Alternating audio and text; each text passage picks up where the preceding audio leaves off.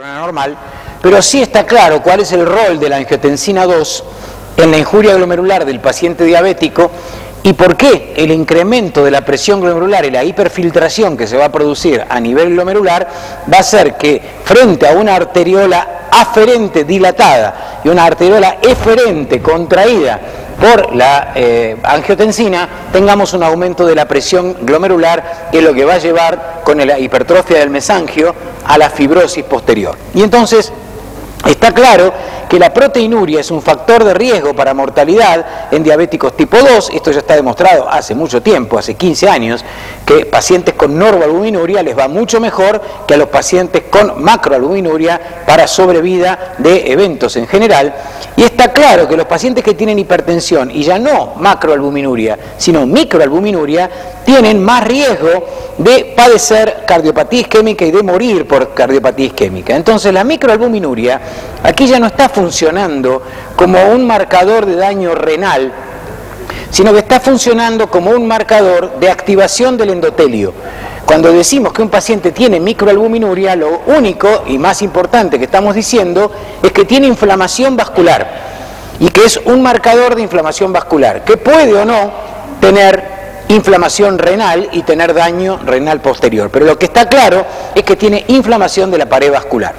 Y lo que está bien claro, es que estoy yendo para atrás, lo que está claro es que cuando uno tiene proteinuria y tiene hipertensión arterial, las dos patologías, en pacientes diabéticos tipo 2, tanto en varones como en mujeres, el hecho de tener proteinuria hace que el paciente tenga una tasa de mortalidad, tanto en varones como en mujeres, mucho mayor que si solamente tiene proteinuria sola. O sea, la unión de proteinuria, hipertensión y diabetes es una bomba que hace que el paciente tenga mayor mortalidad.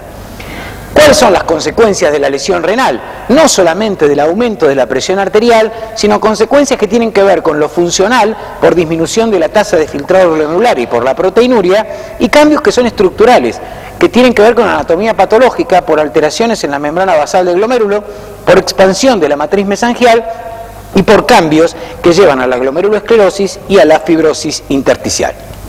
Bien, todos los mecanismos de lesión renal, sea a través de la masa de nefronas, que es una de las teorías del doctor Brenner, que en realidad existe un grupo de hipertensos y de hipertensos diabéticos que nacen con menos cantidad de nefronas, e inclusive se sabe que los chicos hijos de las mujeres preeclámpticas que nacen con bajo peso al nacer podrían ser pacientes que en el futuro desarrollen enfermedad renal y desarrollen enfermedad renal diabética por disminución de nefronas. Esto es todo una línea de seguimiento a largo plazo epidemiológico que se está dando en el primer mundo, pero lo que claramente sucede es que todo esto lleva hacia la cicatrización renal, y la cicatrización renal viene del daño microvascular y de la fibrosis.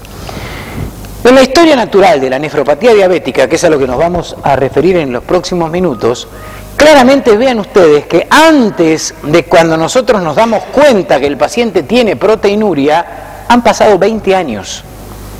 O sea que es claro que llegamos tarde y que no tenemos que esperar que un paciente diabético tenga proteinuria para empezar a darle tratamiento antihipertensivo. Mucho antes.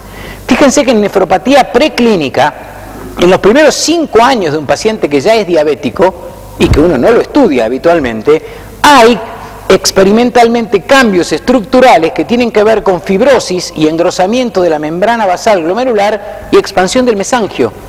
O sea que el sistema renina-angiotensina intrarrenal está empezando a hipertrofiarse en estos primeros 5 años y todo pasa desapercibido, hasta que aparece mecanismos de hiperfiltración, mecanismos de microalbuminuria o aumento de la presión arterial. Pero todo este periodo es asintomático, y este periodo, si el paciente no consulta y se toma la presión arterial o el médico no le pidió una microalbuminuria, también resulta que es asintomático y el paciente debuta 20 años después. Yo no tenía nada, con una nefropatía diabética. No existe el yo no tenía nada. Hace 20 años que ese riñón está teniendo sufrimiento y está teniendo cambios estructurales que lo llevan a la nefropatía diabética 20 años después. Por supuesto, después tiene no más de 10 años de sobrevida, en el mejor de los casos, cuando ya tiene nefropatía franca, con incremento de la creatinina y deterioro de la función renal. Bueno, se volvió loco, se fue solo. Cuando uno hizo diagnóstico de albuminuria, tiene que saber qué es albuminuria y cómo se mide. La albuminuria se puede medir de varias maneras. Se puede medir en la orina sin tiempo controlado o en la orina con tiempo controlado. Cuando uno mire la orina con tiempo controlado, la puede medir durante la noche o la puede medir las 24 horas. Todos estos ejemplos de formas de medición están validados. Lo que más se usa es la orina de 24 horas, es la más engorrosa, pero es la que más validada está en los estudios de investigación. Ahí se considera microalbuminuria cuando el paciente tiene entre 30 y 300 miligramos en 24 horas. No sirve una sola muestra de orina porque la microalbuminuria tiene mucha variabilidad, así que por lo menos uno tiene que tener 2 muestras positivas para decir que el paciente ha tenido microalbuminuria verdaderamente positiva. O hacer la orina durante la noche, las 12 horas nocturnas, y relacionarla con el volumen urinario de esas 12 horas en relación a microgramos por minuto, y decimos entonces que es entre 20 y 200 microgramos por minuto. O la otra manera es, sin modificarla, con la orina spot, con la orina de la mañana, si uno no tuvo forma de juntar las 24 horas, se relaciona con la creatinina en orina. Entonces se establece que es de 30 a 300 miligramos de microalbúmina por gramo de creatininuria. Entonces se mide creatinina en orina, se mide microalbuminuria en orina spot, orina de la mañana, y se correlaciona la microalbuminuria por gramo de creatinina también por lo menos en 2 ocasiones. Tienen que ser en 2 muestras separadas en días diferentes. ¿Qué factores pueden afectar la excreción de albúmina? Y esto es muy importante tenerlo en cuenta, porque si no uno va a decir que el paciente tiene microalbuminuria y en realidad es falso. Los pacientes con insuficiencia cardíaca congestiva pueden tener microalbuminuria, y esto no es por lesión renal o por activación del endotelio. Es raro, pero en pacientes con una dieta como la dieta de Atkins, por ejemplo, pueden llegar a tener microalbuminuria con alta ingesta de proteínas. Post ejercicio no se debe hacer dosaje de proteínas en orina post ejercicio, por eso es preferible no hacerlo los lunes, porque en general la gente hace actividad física el sábado y el domingo, y el lunes en general en el laboratorio hay epidemia de proteinuria y epidemia de CPK. Habitualmente el incremento de la CPK y el incremento de la proteinuria la vemos los días lunes. La hematuria, por supuesto, también es causa de pseudoalbuminuria, la hipertensión no controlada per se, la diabetes no controlada, las infecciones del tracto urinario, esto no es microalbuminuria, es beta 2 microglobina, pero que se puede confundir con la microalbuminuria, pero sobre todo en mujeres que no hicieron una higiene vaginal adecuada o que tienen una infección urinaria, cuidado, porque esto puede ser causa de aumento de albúmina en orina o de beta 2 microglobulina, y esto no es microalbuminuria.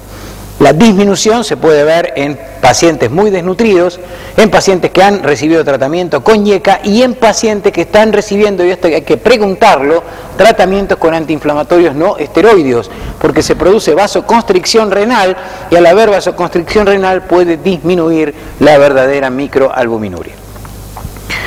¿Cuáles son los beneficios en los diabéticos de utilizar bloqueo del sistema renina-angiotensina con IECA o ARA2? Básicamente, descenso de la vasoconstricción renal, disminución de la actividad proliferativa, aumento de las bradykininas por parte de los IECA y mejoría de la sensibilidad a la insulina, cosa que no sucede el aumento de bradykininas con los ARA2, y los ARA2 disminuyen